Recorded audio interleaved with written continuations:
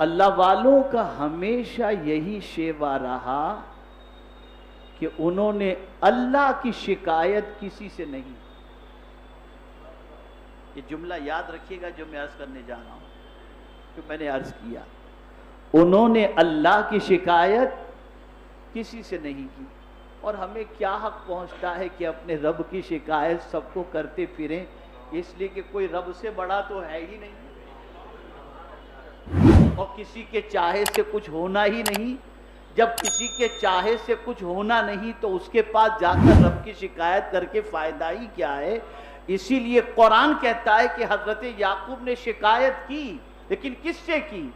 इन्नमा अश्कु बसी व हुज़्नी इलल्लाह, मैं तो अपनी शिकायत, अपना गम अपने रब को सुनाता। इस उम्मत का सबसे बड़ा अलमिया ये है, कायनात के हर फर्द तक अपना गम पहुंचाता है और उसे बयान करता है। कुदरत के सामने बयान करने का वक्त नहीं उसके सामने। एक एक को मालूम होगा कि यह बंदा किस गम में गिरफ्तार है।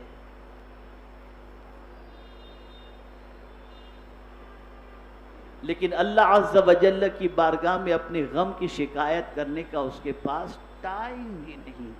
एक नुक्ता हमेशा के लिए ज़हन में रख लो, होगा वही जो अल्लाह चाहेगा।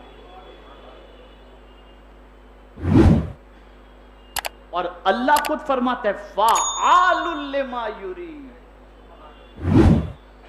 वो जो चाहता है करता है। उससे कौन पूछने वाला? कोई उससे कौन पूछने वाला? कोई पूछने वाला नहीं। तो अल्लाह ने यहां पर यह फरमाया कि अल्लाह जिसका चाहे रिज़्क़ कुशादा फरमा दे, जिसका चाहे। और अल्लाह अज़्ज़ व जल सबका रिज़्क़ यानी सारे बंदों का रिज़्क़ वसी नहीं करता, इसलिए कि अगर वो कर देता तो क्या होता? तो कुरान कहता है लबगौ फिल अर्द, तो जमीन में फसाद फैलाते। अब आप सोचते होंगे मालदार होकर जमीन पर फसाद, ये जितनी भी जंगें हो रही है ना, ये गरीब लोग के बेचारे लड़ ही नहीं रहे। कोई पेट्रोल के लिए लड़ रहा है, कोई जमीन के लिए लड़ रहा है, कोई किसके लिए लड़ रहा है, कोई किसके लिए लड़ रहा है। ये सब लड़ने वाले जितने भी हैं ना, ये सब यही है। इस पर मैं कब्जा कर लूं, इस पर मैं कब्जा कर लूं, स्टेट ऑफ होर्मुज पे मैं कब्जा कर लूं, उस पर मैं कब्जा कर लूं, यही सब चल रहा है।